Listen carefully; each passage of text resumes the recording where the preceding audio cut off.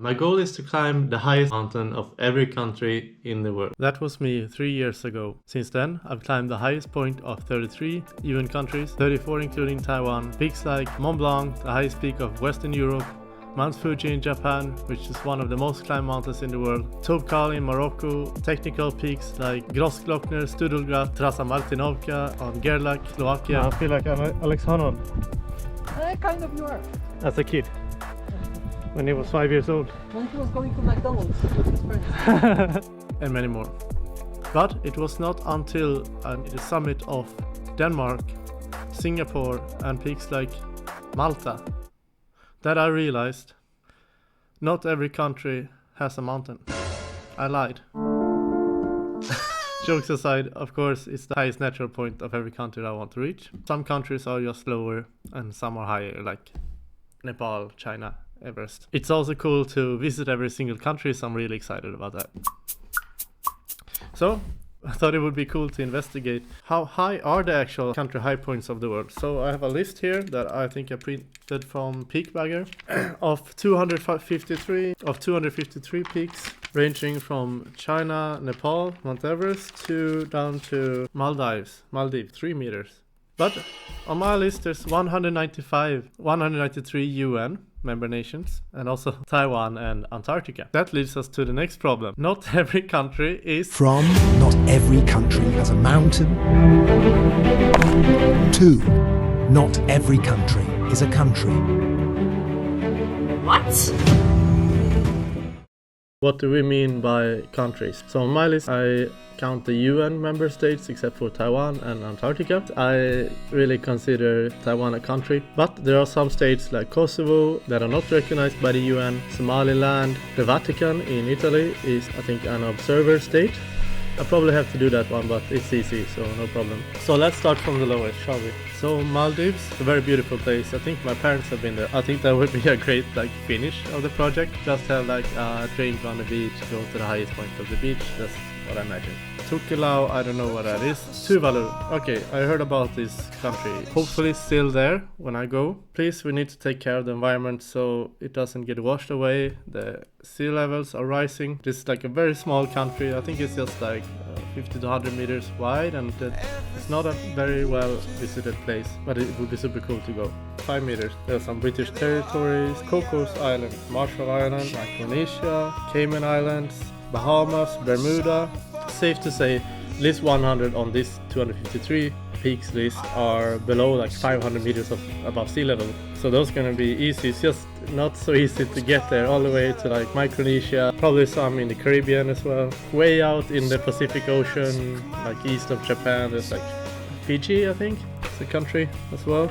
Let's go to 1000 meters. We have from 800 to 900, we have the Dutch Caribbean, so the high point of the Netherlands is actually not in the Netherlands. It's at least higher than 225 or whatever it is. Seychelles, 905 meters. That's just such a beautiful place to go, but expensive. It's on the east side, outside Africa and Ireland. It's a dream to go there. We have Mauritania, which is in Northwest Africa, 900 meters. Hong Kong is listed here, but that's not a UN. China would argue that it belongs to China. I might do it anyway because I've been there when I was 5 years old. I remember it being so cool. So, Kikesh I've done in Hungary, 1000 meters. Palestine, we'll see what happens there. It's a really sad conflict, and I hope the people stop dying, both in Ukraine and in Palestine. Ireland, 1000 meters. Bangladesh, 1000 meters. We're gonna skip the between 1 and 2000 meter peaks, but we have South Korea that I did last year. The legal point, Jordan, 1800. Croatia, Cambodia, Czech Republic, Finland, that I've done on those.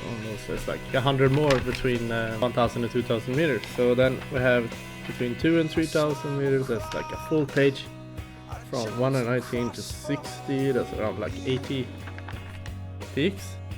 Vietnam is 3000 meter peak that I've done. 3,776, Austria 3,798, Taiwan just below 4,000. Then we have the 4,000 meter peaks. Now it gets exciting. Malaysia is the lowest 4,000 meter peak I've done. on this list. Other 4,000 that are lower are Cameroon, Armenia, then higher ones Guatemala, Mongolia, Azerbaijan, Rwanda, that would be a really cool thing.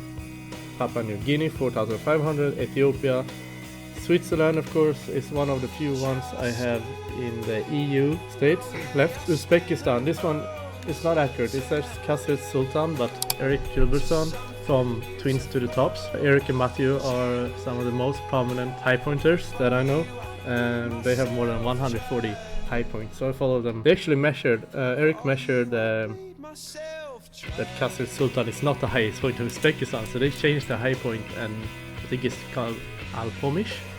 I don't know exact altitude, but it's somewhere around there, 4,000. Then we have Mont Blanc, 4,810, high point of France and Italy. Indonesia is very hard to get to because there's like the world's world's biggest gold mine. It's disputed territory. People get kidnapped in the jungle. They have to get an expensive helicopter tour there. So I mean, I did some research. Actually going to Indonesia soon, but I'm not sure I could get that high point. But so we started doing on this channel like a game. If you can guess the next high point, next country that I will go to the high point, write it in the comments. And right now I'll do a shout out in the next video. When I get 1,000 subscribers, I'll also do a giveaway, so stay tuned for that. I want to take this opportunity before I go up to 5,000 and 6,000, 7,000 and 8,000 meter peaks on this list. There's something on my mind. Actually, most of you that are on YouTube, watching YouTube, haven't subscribed to my channel, so please hit that subscribe button.